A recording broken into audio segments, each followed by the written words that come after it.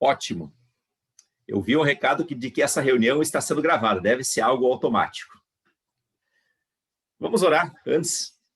Nosso Deus e Pai, nós louvamos e agradecemos ao Senhor por esse dia, obrigado por esse clima agradável que temos, estávamos realmente precisando de chuva, e sabemos que o Senhor está no controle de todas as coisas. Vem agora também abençoar, iluminar a Tua palavra em nossos corações. Assim nos pedimos e agradecemos em nome de Jesus. Amém.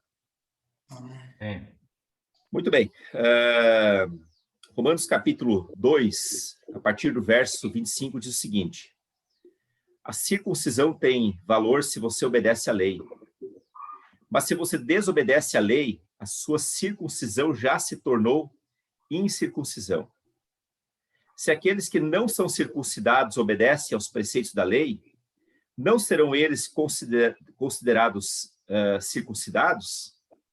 Aquele que não é circuncidado fisicamente, mas obedece à lei, condenará você que, tendo a lei escrita e a circuncisão, é transgressor da lei.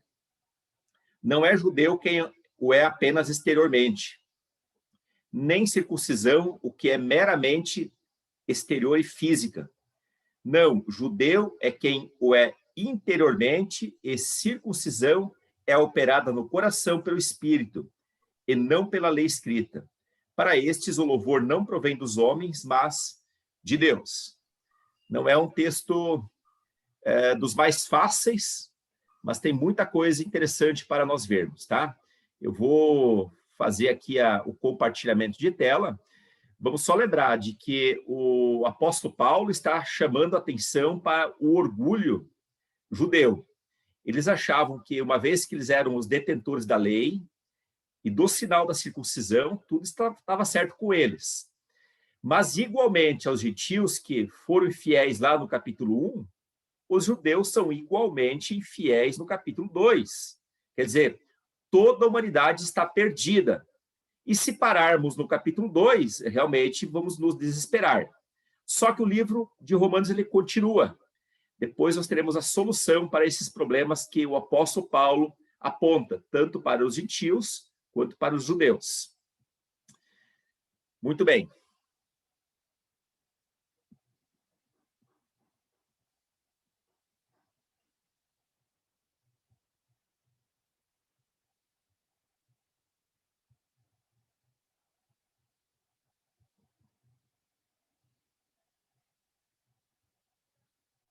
Muito bem.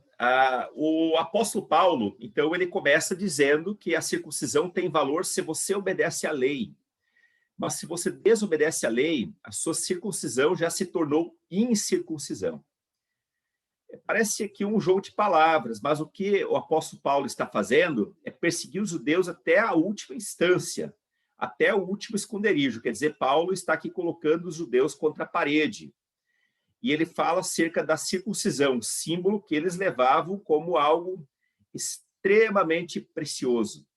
Os judeus eles se consideravam melhores que os demais povos por terem esse sinal, que para eles era o selo de Deus.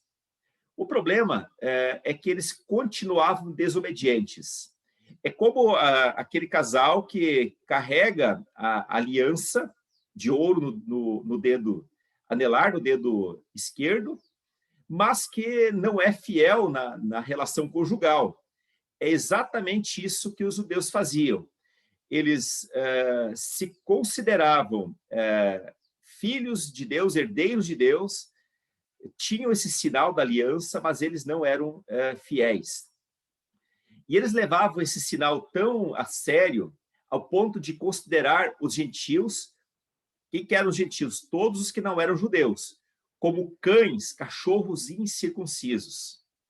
Quer dizer, ao invés de eles adotarem um espírito missionário, sendo aqueles que iriam reunir um povo para Deus, eles depreciavam quem não era judeu.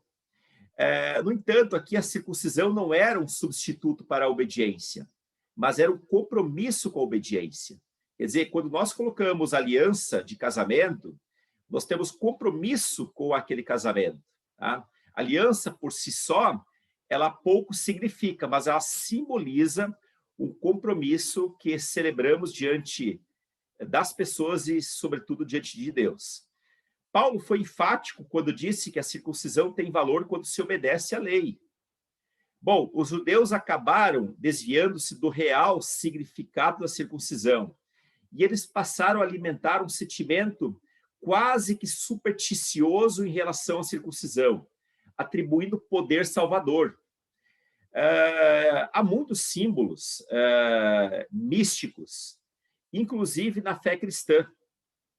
Muitos levam algum tipo de aparato, alguma miniatura de Bíblia no chaveiro, algum símbolo sagrado, algum santo no para-brisa do carro, e atribui isso um valor salvífico, né? Os cristãos têm o costume de colocar adesivos no carro, e dizem, olha, esse carro é protegido por Deus e tal. É claro que Deus protege, mas Deus também não intervém na incompetência ou na maldade humana, né? Quando a gente faz aquilo deliberadamente. Tanto é que quando Jesus ele foi assediado por Satanás, quando ele estava em fome, ele disse o seguinte, olha, se você for filho de Deus, transforme essas pedras em pães, né? E Jesus falou o seguinte, olha, a comida e a bebida aqui é fazer a vontade do Pai, quer dizer, eu não vou fazer isso, né? Eu não vou ficar tentando a Deus, nem transformando a pedra em pão, nem me jogando também do pináculo do templo, e muito menos me dobrando diante de você. Quer dizer, o fato de ser filho de Deus não nos dá licença para fazermos o que quisermos, inclusive ao ponto de colocar a nossa própria vida em risco. Isso são sinais, né? Agora, o que vale mesmo é a obediência a Deus. Então, os judeus eles acabaram desviando-se do sentido real e passaram a alimentar esse sentimento superior, supersticioso, quase que salvador, inclusive a circuncisão. Era comum encontrar inscrições rabínicas que afirmavam que o circuncidado não iria para o inferno, ou que a circuncisão livraria Israel do inferno, pelo simples fato de eles serem circuncidados. Vocês estão lembrados de que, certa vez, os judeus foram confrontados, né? E foi dito a eles o seguinte, não basta dizer que vocês são filhos de Abraão. Deus pode suscitar das pedras filhos a Abraão. Quer dizer, ser filho de Abraão através de um sinal externo, isso pouco teria valor se não houvesse a obediência que precederia a esse sinal. Quer dizer, ao invés deles se apegarem à realidade espiritual da circuncisão, como algo que ocorreu no coração, eles se apegavam ao símbolo. Do mesmo modo, muitos cristãos hoje, irmãos, têm a mesma conduta ao argumentarem que são especiais por possuírem a Bíblia, frequentarem uma igreja, serem batizados ou participarem da ceia.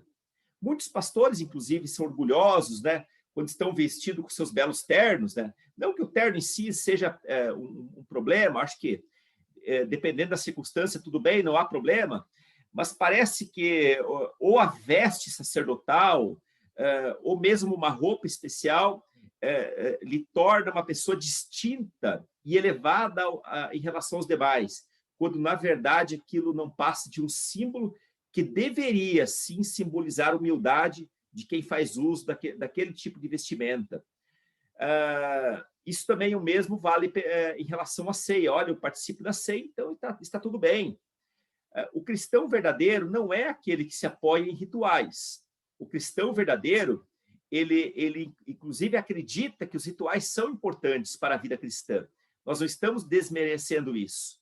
Mas o cristão verdadeiro é alguém que adotou tais rituais como algo estabelecido por Deus, mas que é a expressão de uma fé que ele já tem no coração. Para esse, sim, o batismo vai ter valor, a ceia vai ter valor, mas para as demais pessoas, olha, se não há fé que precede a esses símbolos, o batismo não vai passar de um banho de água, somente isso. Muito bem, a circuncisão era símbolo da aliança de Deus, que Deus havia feito com o seu povo.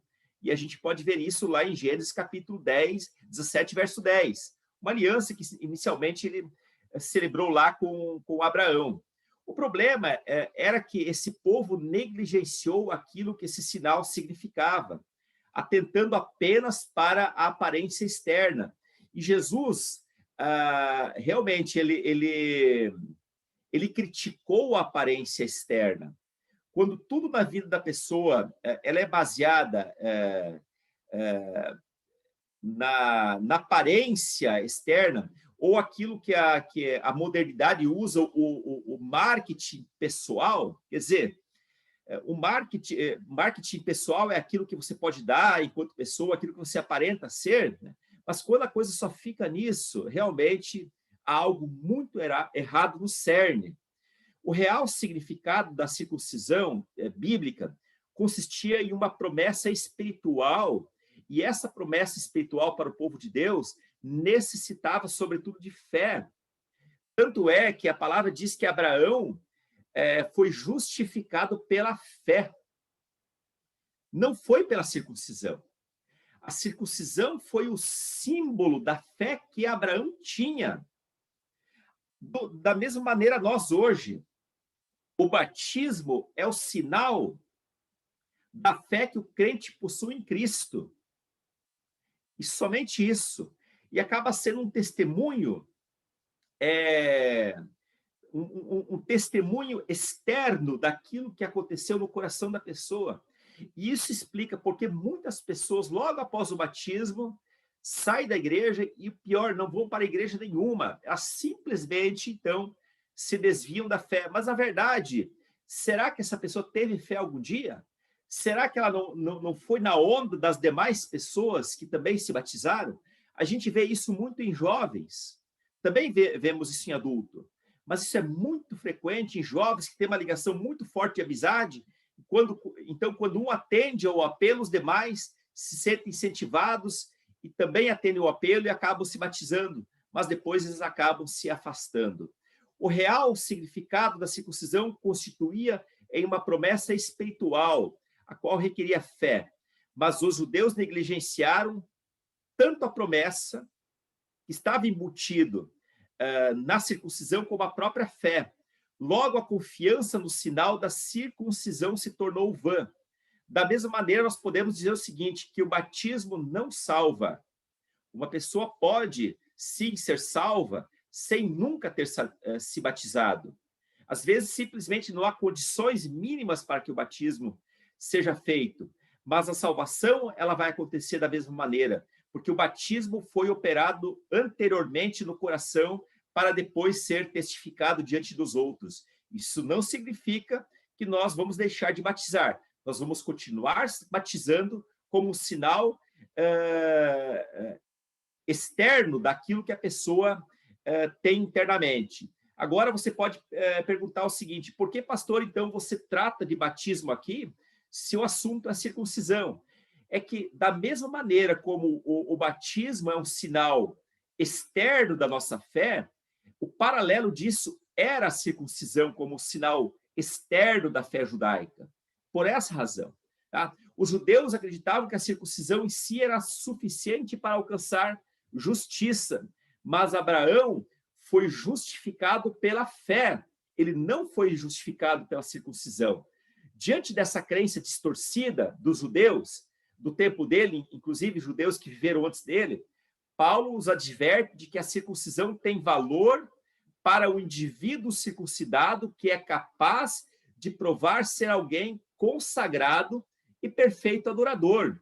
Uma pessoa que simplesmente faz o ritual externo, mas não se torna um adorador nem antes e nem depois do ritual, de fato não é filho de Deus. Do contrário, ela se torna incircuncisão. O batismo se torna um não batismo para aquela pessoa. E a pessoa que não discerne a ceia, ela toma a ceia para a sua própria condenação, porque não há fé naquilo que ela está fazendo. Por isso que a gente prega frequentemente sobre a ceia, porque a ceia, enquanto sinal externo, é um memorial que Jesus manda fazer, mas é algo que já aconteceu, fala sobre uma comunhão com Deus que é simbolizada externamente, mas que já ocorreu no coração do indivíduo. Bom, a mesma objeção se dá em relação ao batismo já citado. Se alguém põe sua confiança exclusiva nessa ordenança, que é símbolo da conversão, acreditando que ela esteja justificada, como se já obtivesse tido santidade por meio dele, está igualmente equivocada. A santidade de vida não vai se dar pelo batismo. A santidade de vida não vai se dar pela ceia. Mas a santidade de vida, ela se dá por meio de um coração contrito, por meio de um coração arrependido, por meio de uma busca para Deus. E com base nessa busca para Deus, então, nós vamos realizar os rituais tão importantes, tão necessários para a vida cristã. Mas, pastor, é necessário ritualizar a fé cristã? Irmãos, é muito necessário, é muito necessário. Nós temos visto nessa pandemia muitas pessoas serem enterradas sem a ritualização do velório, do culto de velório, sem que a pessoa tenha a chance, a oportunidade de se despedir conscientemente daquele ente querido que partiu.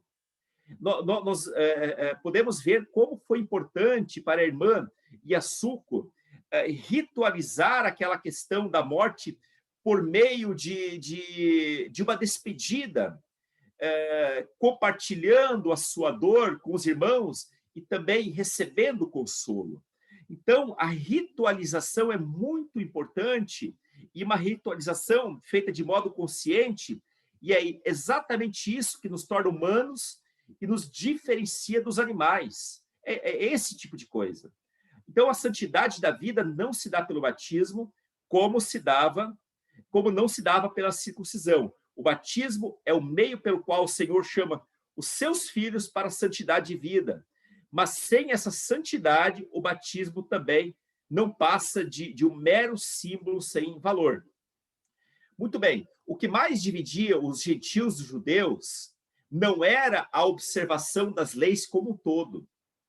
As leis, seja dos 10 mandamentos, as leis rituais, mas o que mais separava os judeus dos gentios era exatamente a circuncisão, ao ponto dos judeus chamarem os gentios de cachorros incircuncisos, cães incircuncisos. Aliás, os judeus, eles agradeciam frequentemente por 3 coisas: por não ter nascido gentil, por não ter, então, não ter nascido gentil, não ter nascido cachorro, não ter nascido mulher, olha só. Então, eles tinham desprezo, inclusive, pelas mulheres, tá? E tem mais uma coisa: não ter nascido como gentil, mulher e cachorro. Basicamente isso. Né? E samaritano também entrava nessa questão, porque o samaritano não era um judeu puro, mas ele era um mestiço. Portanto, ele era um infiel.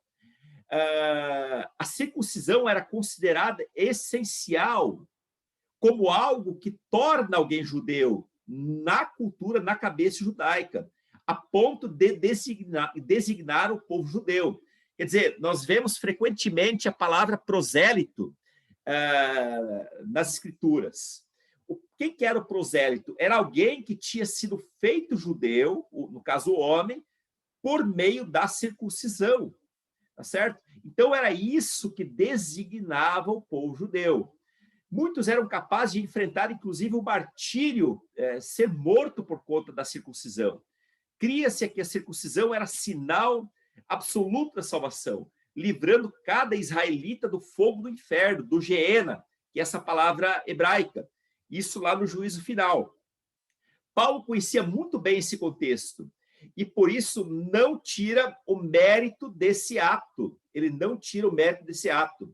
Ele considerava que havia valor com a condicional da prática da lei. Então, aqui, uma citação direta, bem interessante, diz o seguinte: a circuncisão equivale a um dedo indicador que aponta para a obediência. Significa o quê?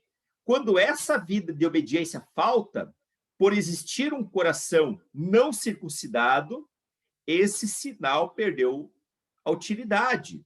Quer dizer, a circuncisão equivale a um dedo indicador que aponta para uma vida de obediência. Da mesma maneira, o batismo é um dedo indicador que aponta para uma vida de obediência. Sem a vida de obediência, o batismo se torna um não batismo. E aqui eu gostaria de frisar 3 lições que eu pude tirar até aqui. Os rituais externos, como batismo, ceia, cultos, ofertas e etc., eles são sinais visíveis aos outros de uma graça invisível, de uma graça que ocorreu no coração, de acordo com o que definiu Santo Agostinho, ou Agostinho de Hipona. Então, eles são importantes, mas eles apontam para uma graça que ocorreu no coração da pessoa. Os rituais externos são invalidados pela desobediência e não devem ser usados para comprarmos a salvação. Quer dizer, eu não consigo comprar a salvação por meio de batismo, porque se eu falar que batismo salva, ou que participar da ceia salva, ou que ser membro arrolado de uma igreja salva, eu estou dizendo que há algo mais do que Jesus salva. E essas coisas, de fato, não salvam.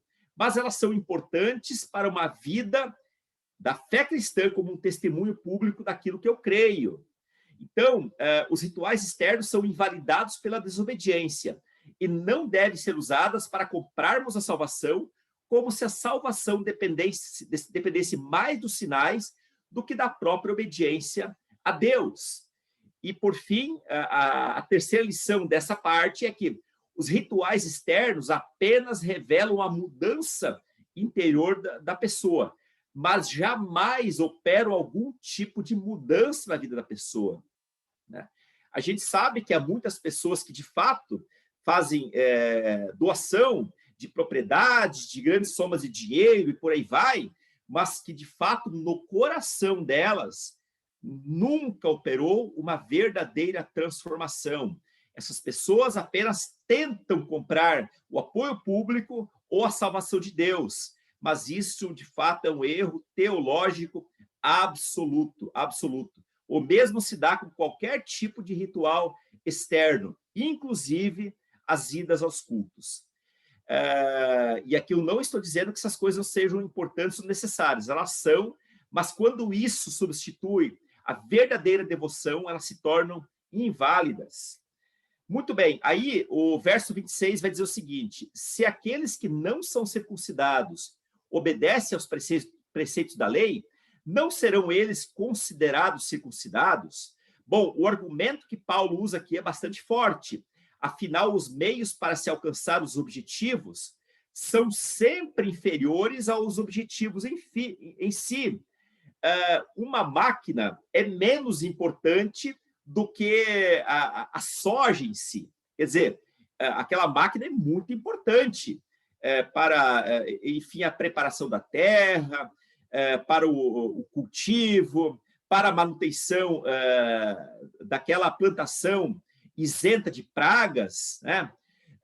Mas o mais importante em si é a produção, muito mais do que a máquina em si. Até porque a produção ela precede as máquinas. No período em que as máquinas modernas não existiam, a plantação já existia. Muito bem, isso é um exemplo. Os objetivos da circuncisão entre os judeus e também do batismo entre os cristãos são levar a pessoa para um relacionamento com Deus. No caso proposto aqui por Paulo, nessa pergunta que ele faz, a circuncisão tem como referencial a lei. Então, com base nisso, fica estabelecido de que é muito mais importante a guarda da lei para o judeu do que a própria circuncisão. No nosso caso, vale muito mais a nossa devoção, a nossa vida de fé, de filiação com Deus, do que os rituais, que são didáticos, que são importantes, que são necessários, mas que não substituem a verdadeira devoção a Deus. Desse modo, deduz-se que um gentil incircunciso que guarda a lei é mais excelente que o judeu com a sua infrutífera e inútil circuncisão, caso esse judeu seja um transgressor da lei. Vou ler mais uma vez, porque não é um versículo tão fácil assim. Se aqueles que não são circuncidados obedecem aos preceitos da lei, não serão eles considerados circuncidados? É claro que sim, segundo Paulo. Bom, em relação ao gentio que guarda naturalmente a lei, mesmo sendo poluído por natureza, ele será santificado pela observação da lei, de tal modo que será considerado, então, circuncidado. Não uma circuncisão de modo literal, mas uma circuncisão que ocorre no coração da pessoa. Calvino, ele diz o seguinte aqui: a intenção de Paulo era simplesmente propor a seguinte hipótese: se porventura algum gentio fosse encontrado com a capacidade de guardar a lei, a sua justiça seria mais valiosa sem a circuncisão do que a circuncisão dos judeus sem a prática da justiça. O equivalente é o seguinte: se você encontrar alguma pessoa que não é batizada, que não é membro de uma igreja, mas que essa pessoa é fiel a Deus, guardando a justiça e reconhecendo Cristo como seu único e suficiente Salvador, então, no seu coração, essa pessoa é batizada, ainda que não foi feita exteriormente. E o batismo daquele que foi feito exteriormente se torna um não batismo pela falta da sua fé, da sua devoção e da sua justiça. Espero que tenham entendido isso. O Hernandes Dias Lopes, ele diz o seguinte, ele explica esse versículo do seguinte modo: havia gentios convertidos a Cristo e que observavam, sim, os preceitos da lei em virtude da ação do Espírito Santo na vida deles. Vamos lembrar que no início da igreja primitiva, muitos símbolos, muitos rituais judaicos, eles ainda eles estavam muito ligados ao judaísmo. Então, muitos cristãos, inclusive, podiam até seguir vários rituais judaicos, inclusive algumas celebrações, algumas guardas de sábado, de festividades e coisas assim. Inclusive, Paulo vai ensinar sobre isso em outras cartas. Bom, esses gentios estavam salvos pela graça, apesar de não ostentarem o sinal da circuncisão. Portanto, eram superiores aos judeus circuncidados, mas que eles não eram obedientes. O John Stott, citado aqui por Hernandes Dias Lopes, ele diz que a circuncisão menos obediência é igual a incircuncisão. Aqui ele trabalha um pouco a questão da matemática. Vou repetir. Circuncisão menos obediência é igual a incircuncisão. Enquanto incircuncisão, né, aquele sinal externo, mais obediência é igual a circuncisão. O sinal é apenas um sinal e não deve substituir o que Deus deseja fazer no coração das pessoas. Para exemplificar, a bandeira brasileira é um símbolo do nosso Brasil, mas a bandeira não é o Brasil e nem substitui o Brasil, tá certo?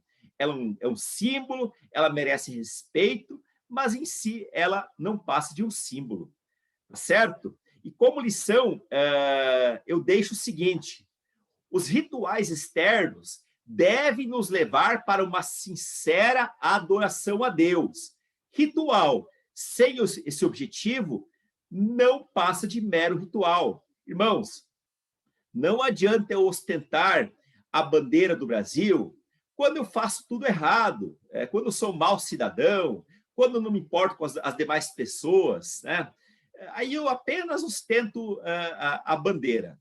Da mesma maneira, aqueles rituais cristãos que a gente faz com muito carinho, que nós levamos tão a sério, que sabemos que são ordenanças que Deus nos colocou, mas são ordenanças que apenas simbolizam uma devoção que nós já temos. Agora eu desejo passar a palavra para vocês. Tem alguma dúvida, alguma outra lição que você gostaria de propor baseado no texto? Está com você a palavra nesse momento.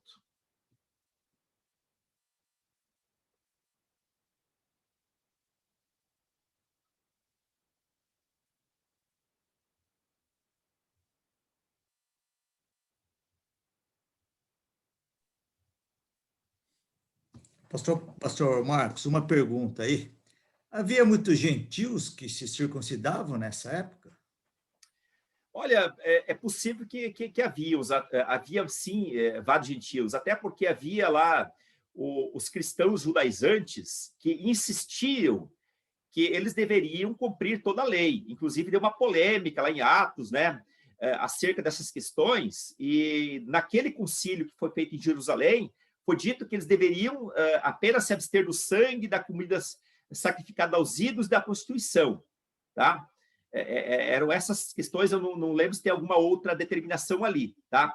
Porque realmente havia essa exigência dos cristãos judaizantes, cristãos que levavam ainda a questão dos rituais muito a sério, e é possível, sim, que muitos cristãos gentios acabaram se circuncidando por conta dessas pressões.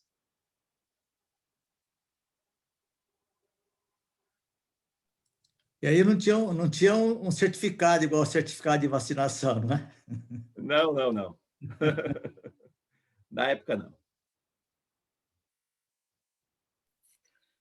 Mas levava a marca no corpo, né? Porque Exatamente. Circuncisão é, digamos que hoje é o equivalente à operação da fimose, né? É Isso. uma retirada da pele, do pênis do menino. Isso. Isso, do prepúcio do pênis, exatamente. Uhum.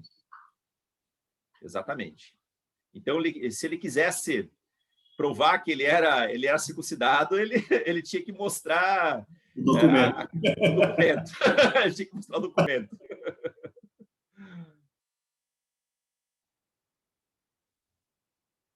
Mais alguma questão? Marcos. Sim. Algo que leva a gente a refletir aqui também é a habilidade que a gente tem de valorizar os rituais em detrimento de uma verdadeira vida de devoção.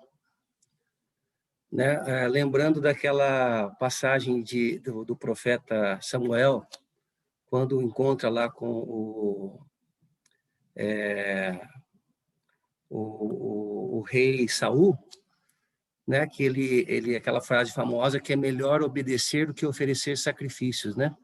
Sim, sim. Então, refletindo um pouco sobre isso, a gente tem uma habilidade muito grande de realmente valorizar os rituais em detrimento de uma verdadeira vida de devoção, de obediência a Deus.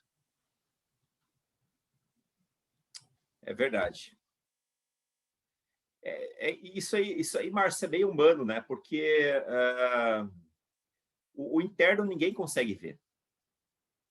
E, às vezes, a gente quer mostrar para os outros, né? Eu fico perguntando por que muitas pessoas fazem grandes dívidas com carro, com tantas coisas novas e tal, né? E não poderiam fazer. Porque elas aparentam. A aparência, sobretudo nos tempos de hoje, mas já nos tempos de Paulo, ela se sobrepunha ao ser. O aparecer era mais valorizado do que o ser. Isso é muito triste. É uma forma de engano, na verdade. É uma forma de engano.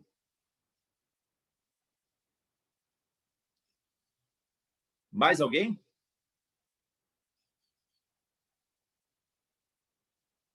Vocês estão conseguindo entender? Está tranquilo?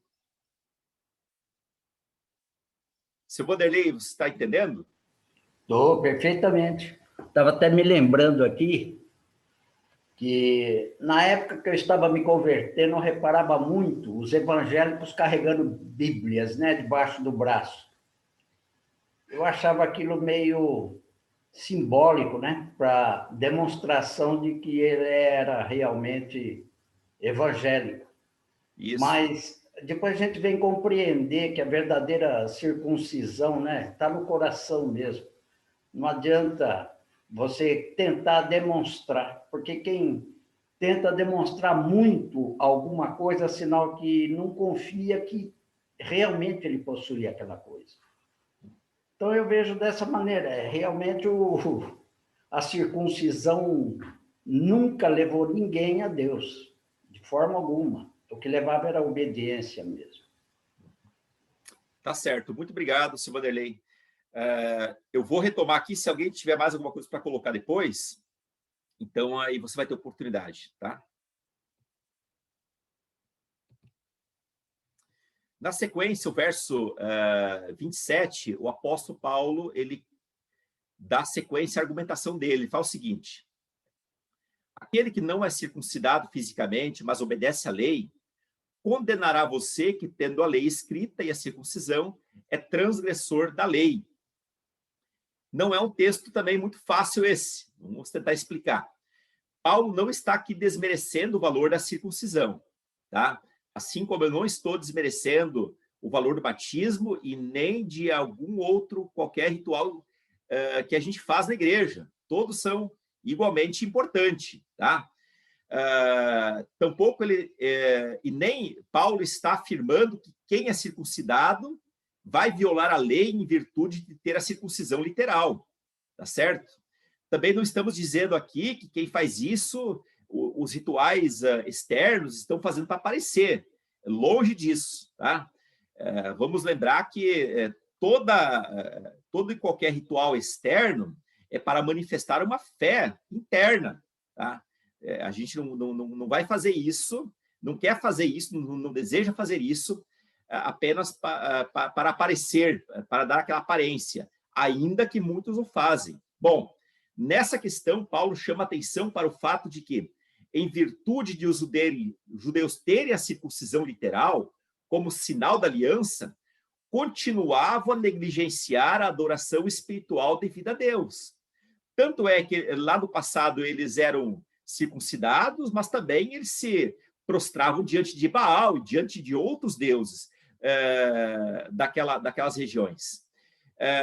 Muito bem, eles continuavam a negligenciar a adoração espiritual devida a Deus, contida nos principais aspectos da lei, a misericórdia, o juízo e a verdade, e por aí vai. Inclusive, eles negavam essas coisas, né?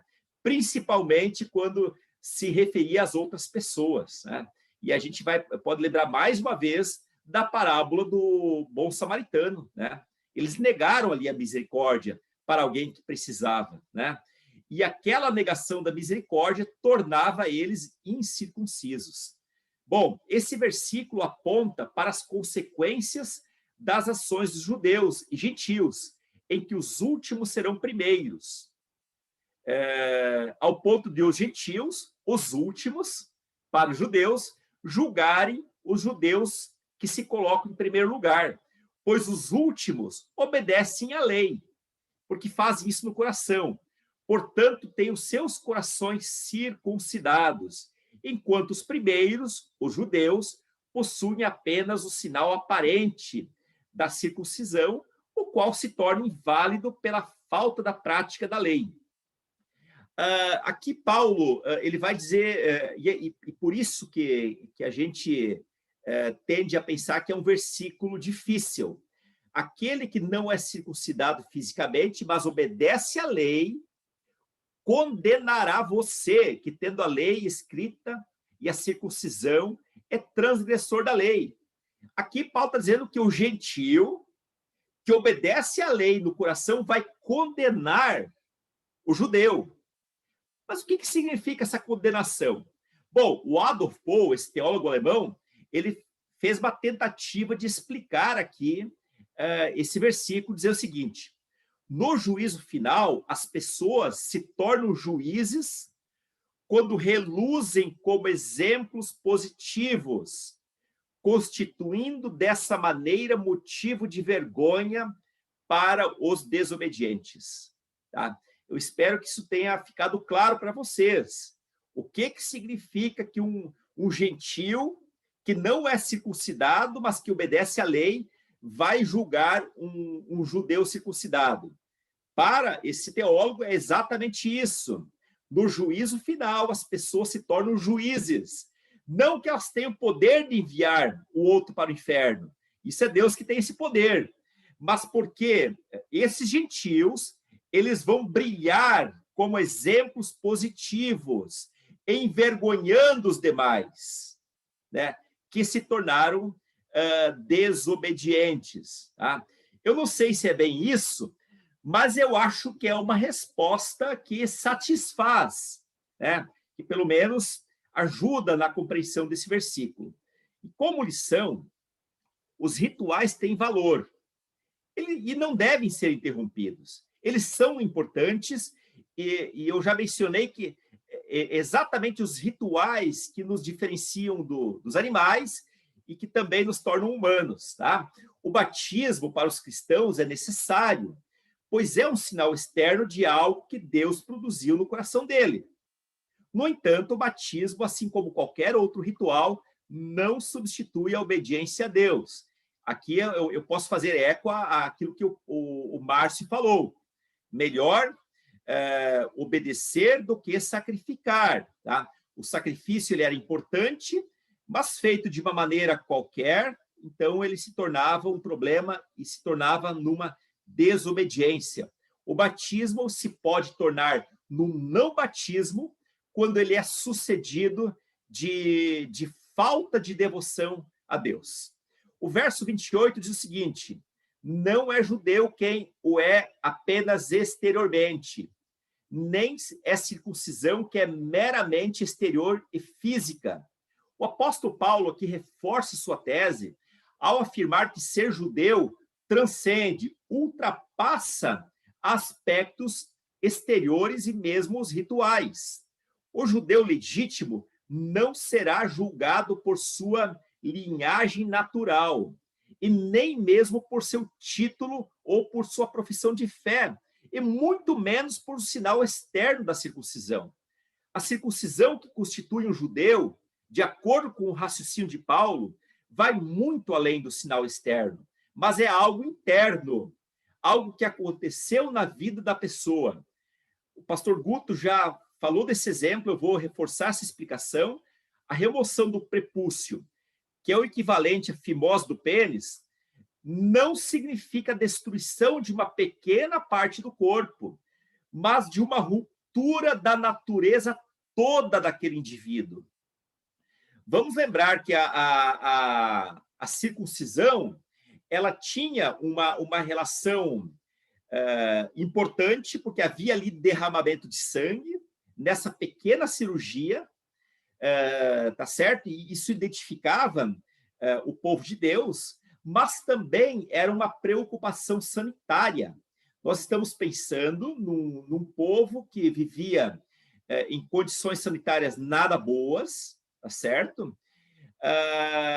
E como menino, como homem, aquela pele que cobria a ponta do pênis, por falta de banhos, por falta de água, poderia criar muitas bactérias ali e acabar levando aquela pessoa, aquela criança, aquele adulto a ter problemas muito sérios, tá certo? Então, a circuncisão, ela tinha não somente uma questão ali religiosa necessária, importante para o povo judeu, mas também tinha uma preocupação sanitária de Deus em relação ao seu povo.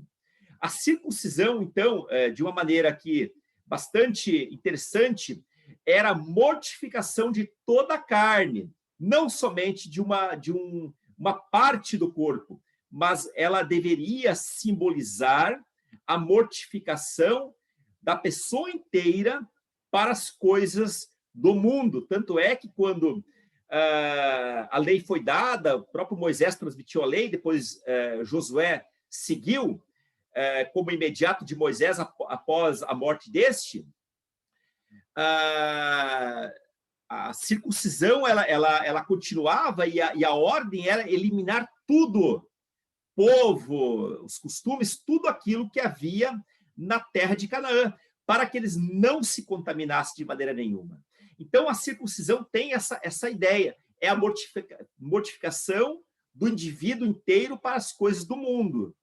Mas quando eles adotavam ainda as coisas do mundo, quando eles continuavam adorando ídolos, quando eles continuavam negando a justiça, a misericórdia para quem dependia dela, então a circuncisão deles não passava de mera incircuncisão, um sinal externo que nada mais passava do que apenas um sinal externo. Muito bem, a circuncisão, por mais importante que ela seja, e era naquela época, não pode garantir salvação. Seu Vanderlei já falou um pouquinho sobre isso no seu comentário. Do mesmo modo que o batismo não pode fazer isso pela gente. O batismo não pode nos salvar. Interessante que, por mais que respeitamos a Igreja Católica, sabemos que há muitos irmãos ali dentro dessa igreja, de fato, mas uma criança, quando ela é batizada de bebê, tem essa preocupação de que aquela criança não morra pagã. Mas a palavra diz que dos pequeninos é o reino dos céus. Acredito que a graça de Deus ela é suficiente para salvar um bebê que não tem consciência do pecado, que, apesar de ter nascido no seu pecado original, né, mas não tem consciência, então são os anjinhos de Deus. Né? Eu não acredito que uma criança que morra após nascer, ou depois de 1 ano, 2 anos, ela vá para o inferno, tá certo? Acredito que a salvação daquela criança é pela graça de Jesus Cristo, porque a graça alcança aquela criança. Certa vez alguém perguntou o seguinte: pastor, uma pessoa com algum tipo de deficiência mental, média ou grave, que não tem discernimento, aquela pessoa ela não tem capacidade de confessar Cristo. Como é que é a salvação dessa pessoa? Olha, sobretudo Deus sabe como vai ser a salvação dessa pessoa. Mas eu acredito, eu creio, isso falou o pastor Marcos, crê, tá certo? De que a graça de Cristo alcança o coração dessa pessoa. A graça de Cristo alcança o coração dessa pessoa. Como essa pessoa é salva? Aquela pessoa é salva pela graça de Cristo, porque Deus analisa o coração daquela pessoa, tá certo? Então, não vamos julgar de inferno, condenar para o inferno, alguém que não tem condições de fazer uma confissão pública, tá certo? E eu falo isso com muito temor e tremor diante de Deus, tá? Não com o intuito de fazer aqui uma heresia, alguma coisa assim, mas são situações, são casos de exceção que Deus avalia de acordo com o coração de Deus e não de acordo com o coração dos homens, tá certo? Como lição, eu coloco o seguinte: o batismo deve simbolizar a ruptura com toda a natureza. É por essa maneira que nós batizamos. Quando o indivíduo é mergulhado nas águas, né, e é aquilo que melhor simboliza a questão do batismo, ainda que nós admitimos o batismo em questão de exceção, no caso da pessoa não conseguir entrar nas águas, tá? Como uma questão de exceção, consideramos o batismo por aspersão, tá certo? Em caso de exceção, mas o batismo deve simbolizar a ruptura com toda a natureza. Quer dizer, quando a pessoa desce as águas, ela simbolizando, ela morreu para o velho mundo e ela sobe para um mundo novo criado por Deus, tá certo? Mas é algo que já aconteceu no coração da pessoa, tá certo? Já aconteceu na vida da pessoa. O mesmo deveria se dar com a circuncisão. E aí, por fim, o versículo 29 vai dizer o seguinte: não, judeu é quem o é interiormente, e circuncisão é operada no coração pelo Espírito, e não pela lei escrita. Para estes, o louvor não provém dos homens, mas de Deus. Aqui a parte difícil desse versículo, que eu vou comentar mais ao final, é: para estes o louvor não provém dos homens, mas de Deus. Quer dizer que os homens são dignos de louvor? Vamos ver o que significa isso, mas lá no finalzinho. Finalmente, Paulo conclui sua tese ao afirmar que o verdadeiro judeu é aquele que foi circuncidado no coração, pelo Espírito. E eu imagino que os irmãos já devem estar cansados de ouvir que a circuncisão acontece no coração. Sim, pastor, eu já entendi. E o que mais? Vamos ver. mas não pela lei escrita, operada no exterior do corpo sem vida espiritual.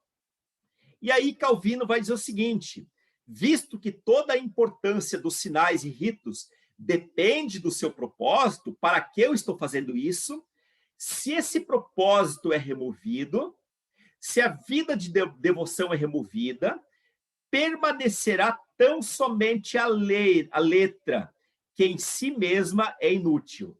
Irmãos, nós estamos fazendo esse desafio santo, glorioso, de lermos a Bíblia num ano. Ora, se o objetivo é apenas ler a Bíblia, para dizer, olha, eu li a Bíblia inteira no ano, então, se o objetivo é apenas esse, ora, isso vai ser apenas um exercício intelectual. O que nós precisamos ter é leitura da Bíblia, um ano, até mais vezes, tá? Mas com devoção. Aí sim, a Bíblia ela tem um sentido de fé para nós. Do contrário, vai ser apenas um exercício intelectual que até mesmo os ateus fazem, leem a Bíblia, mas eles não têm discernimento do que leem. O mesmo aqui se dá com a voz de Deus que ressoa e que eu, em certo sentido, já expliquei nesse meu exemplo. Se os ouvintes receberem com sinceridade de coração, permitindo que essa voz, a voz de Deus, penetre em seus corações, ela, em alguma medida, será transformada pelo Espírito Santo em nossas vidas. O contrário disso, caso os ouvintes ignorarem a voz de Deus, restará apenas a letra, ou a escrita morta, sem resultado positivo para o ouvinte. Jeremias, certa vez, profetizou: esta é a aliança que farei com a comunidade de Israel depois daqueles dias, declara o Senhor. Porei a minha lei no íntimo deles e a escreverei nos seus corações. Serei o Deus deles e eles serão o meu povo. Já em 2 Coríntios, capítulo 3, verso 6, diz o seguinte: ele nos capacitou para sermos ministros de uma nova aliança, não da letra, não da lei, não da circuncisão externa, mas do Espírito, pois a letra mata, mas o Espírito vivifica. Expliquei já na semana passada o que é essa coisa da letra mata. Quando alguém lê letra mata, isso não é licença para não estudar mais, tá? Não estamos falando aqui dos caracteres, nem dos livros e nada disso. Quando fala de letra mata, estamos nos referindo a uma lei que é vazia por si mesma quando não vem acompanhado de devoção, tá? Por isso que a palavra diz que a letra mata, mas o Espírito vivifica. Olha, nós não compareceremos diante de Deus com certificado de batismo, tá certo? O certificado de batismo ele é muito importante, ele demonstra ali que um dia eu fiz um testemunho público, mas se eu não tiver fé, se eu não tiver devoção, nenhum certificado de batismo é capaz de me salvar. O Adolf Power, ele argumenta o seguinte: o verdadeiro judeu não se alicerça sobre uma intervenção cirúrgica numa parte do corpo, mas sim que o Onipotente interferiu no centro da existência e a criou diferente.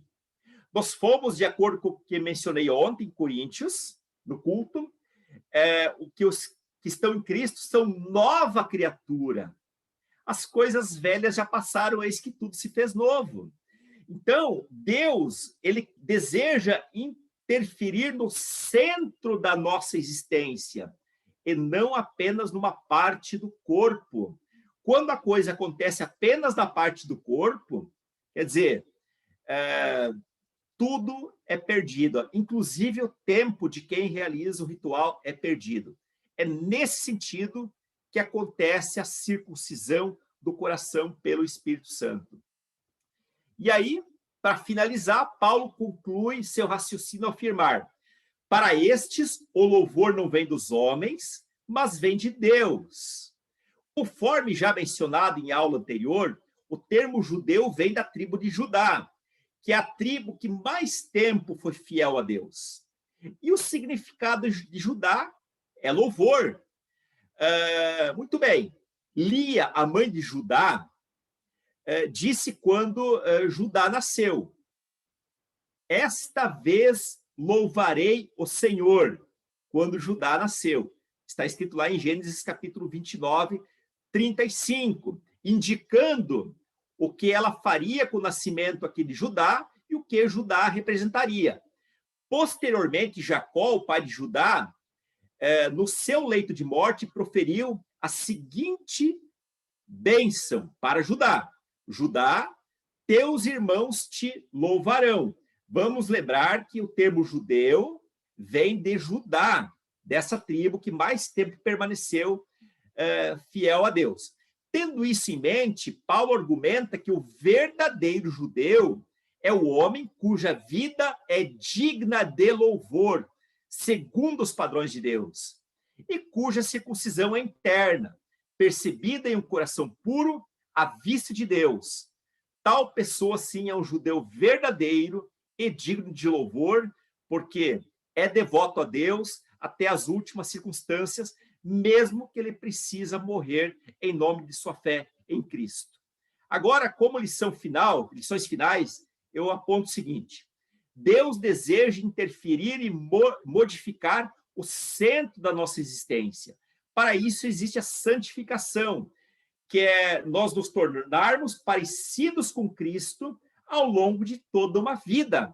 Se nós não nos esforçarmos e não permitirmos que Deus atue no centro da nossa vida, nós chegaremos talvez capengando, ou talvez nem chegaremos. O batismo tem esse sentido. Fora disso, não passa de um mero ritual. E a segunda lição: devemos considerar muito mais o louvor de Deus do que das pessoas, pois o Senhor vê o nosso interior. No entanto, os homens nos elogiam por verem o que demonstramos exteriormente. E só isso. Agora, a sua participação. Você tem alguma dúvida, ou algo que Deus falou com você, ou alguma lição que você gostaria de compartilhar? Está com você a palavra.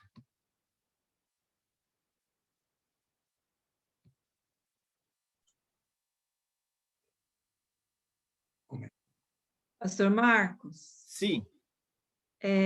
Os presbiterianos batizam por aspersão. Sim. Por que eles começaram a batizar? Se Jesus foi batizado... Bom, não sei se... Aí é a dúvida. Como que eles tiraram isso? Olha, o batismo nas águas, ele já era feito por povos essênios, os povos do Mar Morto, muito antes de Jesus ter nascido, tá? Então, já é uma tradição que, inclusive, depois o próprio João Batista vai fazer, antes da nova aliança, então, ela ser, de fato, proclamada, tá certo? Mais tarde, historicamente, entendeu-se que o batismo ele era um símbolo, né, que você, de fato, podia batizar ali com pouca água, porque o que valia, de fato, era a fé que a pessoa tinha no próprio coração. Há um escrito chamado o Didaquê, que tem uma cláusula lá sobre... E o Didaquê, ele foi escrito no mesmo tempo de Apocalipse. Ele é um escrito cristão, quase entrou para o cânon, para o cânon, que é a relação dos livros inspirados. Não entrou por alguns detalhes ali, mas no Didaquê diz o seguinte: olha, vocês devem batizar com água, devem batizar com água corrente. Não tendo água corrente, devem batizar com água parada. Devem batizar com água fria. Não tendo água fria, devem batizar com qualquer outra água. Devem batizar com bastante água. Não tendo bastante água, pode ser com pouca água. Quer dizer, o importante ali, eu estou parafraseando aqui, tá? Se eu tiver aqui o livro, podemos até discutir em outro momento, pode procurar, isso aqui tá livre, ninguém vai exigir os direitos autorais desse livro, tá? Porque tem 2000 anos, tá? Mas é dali que vem essas tradições, tá? Então, não tem problema nenhum a pessoa se batizar por aspersão. A Igreja Holiness já fez isso, tá? Às vezes você vai ter... Por isso que eu falei assim, como exceção, Depois até o pastor Guto, que é muito mais experiente do que eu na Hollins. Aliás, o pastor Guto nasceu na Hollins, foi pastor a vida inteira, ele tem mais propriedade para falar sobre essa questão, mas como exceção, a igreja, inclusive, já aceitou o batismo por aspersão de bebês que vieram de outras igrejas, tá? Porque o que vale, de fato, é a conversão, tá? Pastor Guto, se você, como sendo aí o pastor mais antigo, muito mais do que eu, mas muito mais do que eu, muito mais velho que eu, se quiser poder colaborar nesse sentido, eu agradeceria. Está se achando um bebezinho, né? Olha, eu tenho 40, nós só temos 12 anos de diferença, né? Não é muito assim, não. Bom, a questão do batismo, até o Gilson, que está aí do teu lado, é um mestre de batismo, aí, ele que dá curso de batismo. Não, mas ele não sabe do presbiteriano por onde começou. Não, onde começou, na verdade, não importa, né, Esther? Não, mas por que eles batizam só por aspersão? A gente não sabe exatamente, né? Eu, pastor Marcos, a gente não sabe exatamente como que é a doutrina deles nesse sentido, tá? Porém, qual que é a nossa prática da Igreja Hollins? Nós batizamos por imersão, preferencialmente, né? Pode ser em água corrente, antigamente a gente fazia no mar, no rio, no córrego, né? Aí depois começou o tempo em fazer em batistérios dentro dos templos, né? Aí água parada, né?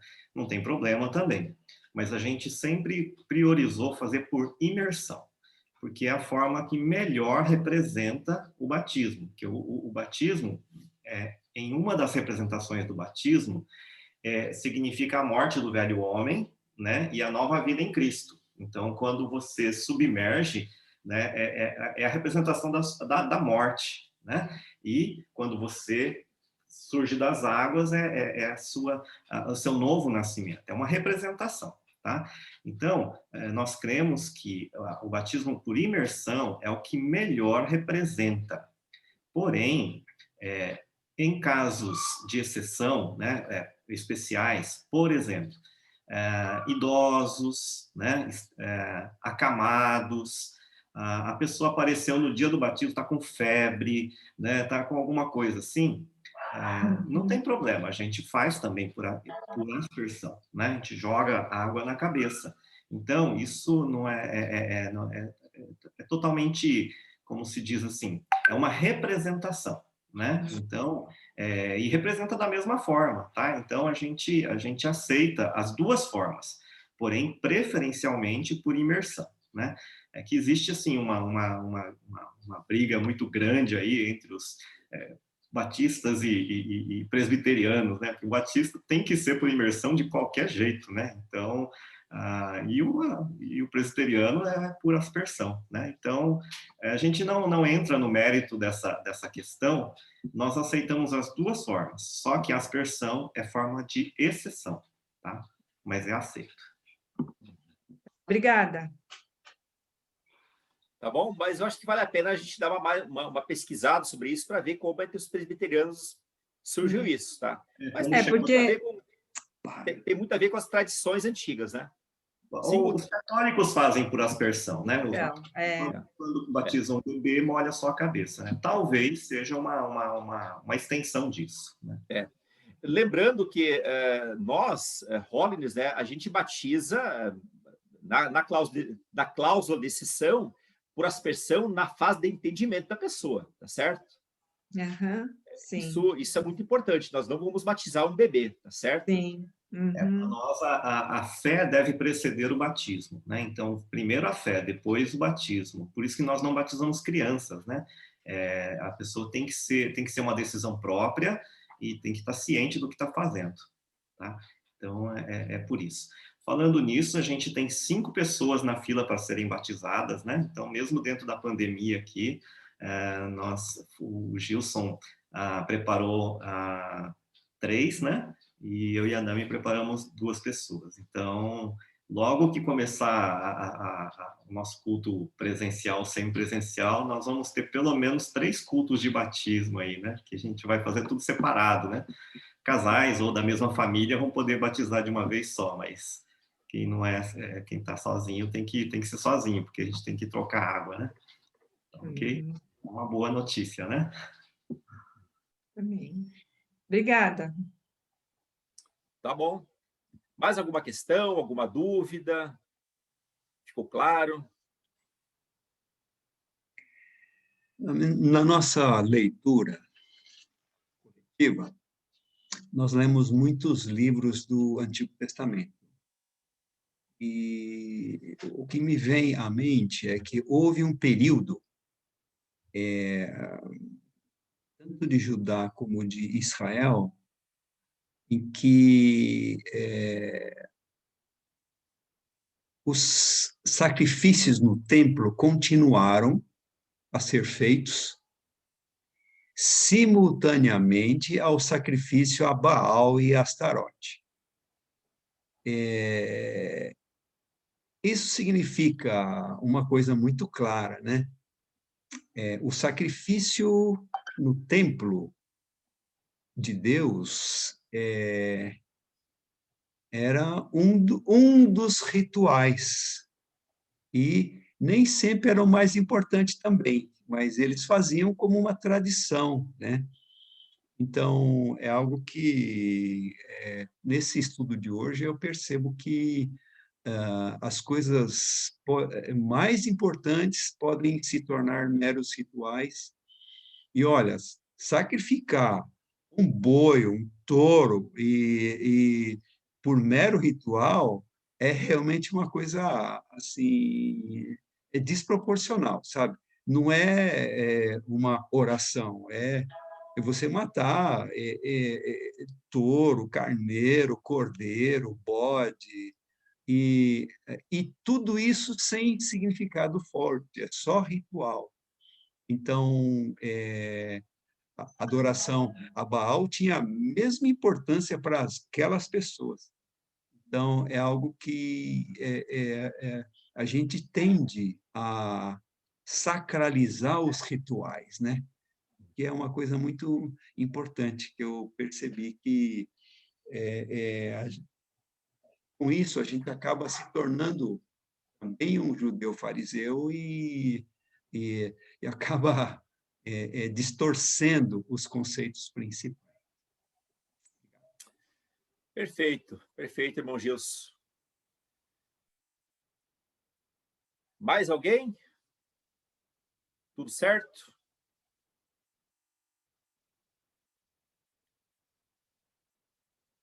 Bom, se não, eu vou pedir para o irmão Gilson, já que usou a última palavra para orar, né? E finalizar esse nosso momento. Senhor, nós queremos agradecer por essa palavra, cujo entendimento não é tão fácil, mas, Senhor Deus, nós entendemos que o mais importante é a circuncisão no coração, é o batismo no coração. São coisas interiores que vão poder ser demonstradas por rituais externos. Senhor Deus, muito obrigado, porque mais uma vez nós entendemos que o verdadeiro cristianismo, ele é interno de uma relação pessoal contigo, Senhor. Muito obrigado por isso. Tudo que é externo ajuda, mas não é o decisivo. Nós queremos agradecer por essa lição tão importante para nós, Senhor. Muito obrigado pela lição de hoje. Tu estejas abençoando o pastor Marcos no seu preparo desse livro tão importante e tão difícil, Senhor. Nós queremos agradecer por isso. Abençoa, Senhor, cada um dos participantes que tem dedicado um tempo para estudar a Tua palavra, para ler a Tua palavra, Senhor. Nós queremos agradecer por isso e pela bênção, Senhor, de nós termos tido essa oportunidade de conhecer mais profundamente a Tua palavra e a doutrina da salvação, Senhor. Obrigado, nós oramos no nome de Jesus. Amém. Amém. Amém. Obrigado, Marcos. Obrigado, povo. Bom Deus domingo, boa abençoe. macarronada. Boa semana. Bom domingo, Deus abençoe vocês. Deus abençoe a Amém. todos. Abençoe vocês. Amém.